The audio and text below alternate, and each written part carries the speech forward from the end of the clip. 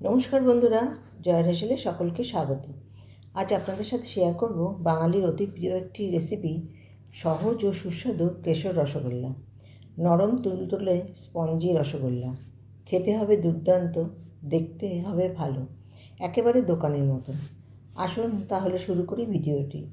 প্রথমে একটি পাত্রে সামান্য জল দিয়ে তাতে নর্মাল প্যাকেট দুধ নিয়েছি, কোনো রকম ডবল টোন্ড দুধ নিইনি। এখানে আমি 1.5 লিটার দুধ নিয়েছি। দুধটা একবার ফুটিয়ে নিতে হবে। ফুটে গেলে গ্যাসের ফ্লেম লোতে করে এতে 1 হাতা করে টক দই দিতে থাকবো। আজ আমি দুধটাকে টক দই দিয়ে ছানা কাটাবো। এতে ছানা অনেক নরম হবে। ভিনিগার বা লেবু দিয়েও কাটানো যাবে, তখন ছানা ভালো করে ধুতে হবে, কিন্তু টক দই দিয়ে ছানা কাটালে ধোয়ার প্রয়োজন পড়বে না। দই দিতে দিতে দেখব ছানা কাটতে শুরু করেছে, তখন গ্যাসের ফ্লেম অফ করে দিতে হবে। আমি 1.5 লিটার দুধে 300 গ্রাম টক দই নিয়েছি। ছানা যদি দলা পাকাতে শুরু করে তাহলে জানবো রসগোল্লার জন্য পারফেক্ট। যতক্ষণ না ছানা জল এরকম পরিষ্কার হচ্ছে ততক্ষণ পর্যন্ত নাড়াতে হবে। এখন আমাদের ছানা একেবারে কেটে গেছে। এবার একটা ছাঁকনিতে ঢেলে দেব। এরপর একটা হাতা দিয়ে নাড়িয়ে দেব যাতে জলটা ভালোভাবে বেরিয়ে যায়। এরপর সুতির কাপড়ে ঢেলে আধ ঘন্টা মতো ঝুলিয়ে রাখতে হবে, তাতে সমস্ত জল ভালোভাবে ঝরে যাবে। জল ঝরতে দিয়ে আমরা একটা রস তৈরি করে নেব। কড়াই বসিয়ে তাতে 1 বাটি চিনি দিয়েছি আর জল দিয়েছি 5 বাটি। চিনি গলতে দিয়ে আমরা ওদিকে 1 চামচ চিনি আর একটা গোটা বড় এলাচের দানা হামালদিস্তায় গুঁড়ো করে নেব। গুঁড়ো হয়ে গেলে এবার ছানার পুঁটলি থেকে ঢেলে নেব।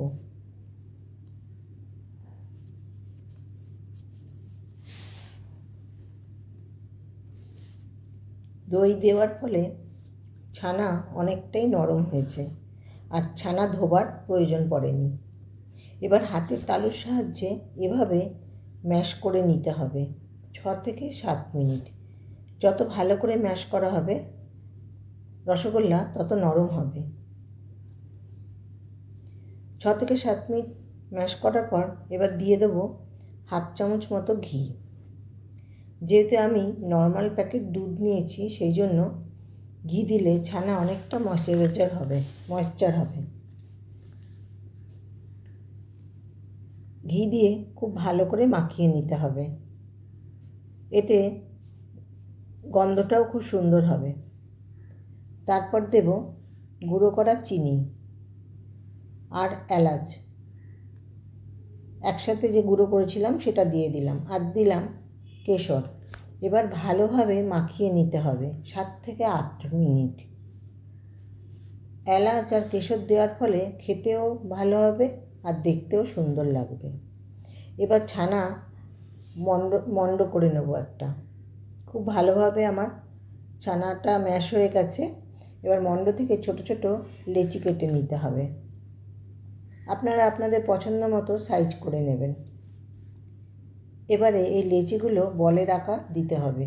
খেয়াল রাখতে হবে যেন ফেটে না যায়। সব লেচি বলের আকারে তৈরি করে নেব।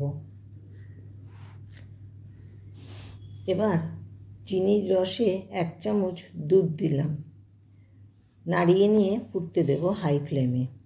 ওপরে ফেনা ভেসে উঠলে তুলে ফেলে দিতে হবে। এতে যা চিনির ময়লা থাকে তা বেরিয়ে যাবে। যতক্ষণ না রস পরিষ্কার হচ্ছে ততক্ষণ এই প্রসেস করতে হবে। এবারে রস একদম পরিষ্কার হয়ে গেছে। এখন রসগোল্লা রসে দিয়ে গ্যাসের ফ্লেম হাইতে করে 10 মিনিট হতে দেব ঢাকা দিয়ে। 10 মিনিট পর ঢাকা খুলে একটু নাড়িয়ে নেব। আমাদের রসগোল্লার সাইজ অনেকটা বেড়ে গেছে।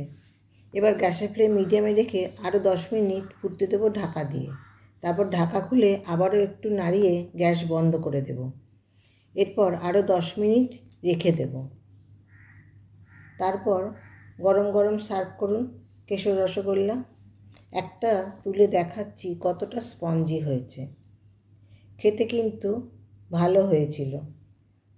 ভালো লাগলে চ্যানেলটা লাইক, শেয়ার, সাবস্ক্রাইব করে নেবেন। আর ফেসবুক থেকে দেখলে পেজটি ফলো করে নেবেন। সবাই ভালো থাকবেন, সুস্থ থাকবেন, সাবধানে থাকবেন। ফিরে আসবো নতুন কোনো রেসিপি নিয়ে।